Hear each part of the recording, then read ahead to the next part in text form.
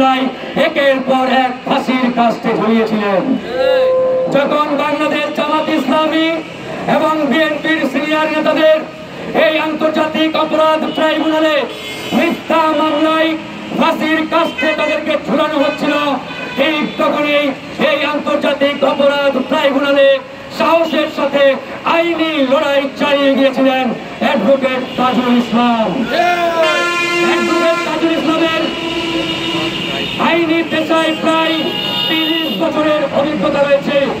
এই 30 বছরের যে সুনাম, যে আইনি পেশার অভিজ্ঞতা, এই 30 বছরে আজ পর্যন্ত হাইকোর্ট, সুপ্রিম কোর্টে ন্যূনতম কেউ আঙ্গুল তুলে একটি অভিযোগ এই তাজুল ইসলামের দিকে করতে পারে নাই। কিন্তু গতকাল আমরা দেখেছি এখানে ভারতীয় রয়ের পরিকল্পনায়, ভারতীয় এজেন্ডায় হাসিনা রুহানি সন্তান ডাকসুর সাবেক ভিপি নুরুল হক নূর এই তাজুল ইসলামের বিরুদ্ধে হাইকোর্ট প্রাঙ্গণে বিক্ষোভ করেছে।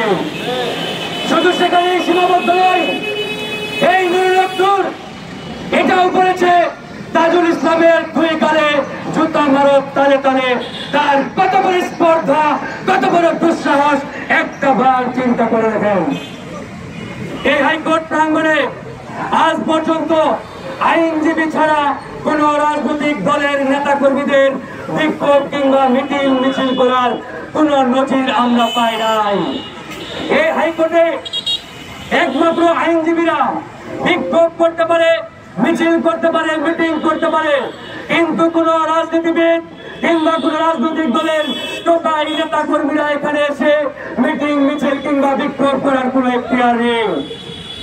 কিন্তু গতকালকে এই হাসিনা রুহানি সন্তান, যিনি 2019 সালে শেখ হাসিনার মুখে, শেখ হাসিনার প্রতিচ্ছবিতে তার মায়ের প্রতিচ্ছবি দেখেছিলেন, যিনি বলেছিলেন আমার মা মারা গেছে, কিন্তু প্রধানমন্ত্রী শেখ হাসিনার মুখে আমি আমার মায়ের প্রতিচ্ছবি দেখতে পাই।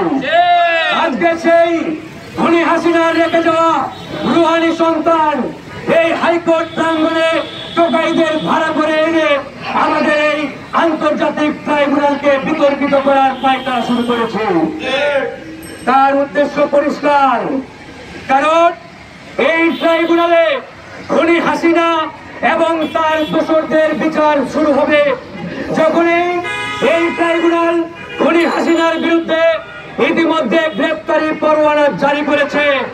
আর এই খুনি হাসিনার রেখে যাওয়া রুহানি সন্তানরা এটা সহ্য করতে পারছে না, মানতে পারছে না যে তাদের আম্মাজানের বিরুদ্ধে এই ট্রাইব্যুনালে বিচার হবে, এই ট্রাইব্যুনালে তাদের আম্মাজানের সর্বোচ্চ শাস্তি হবে।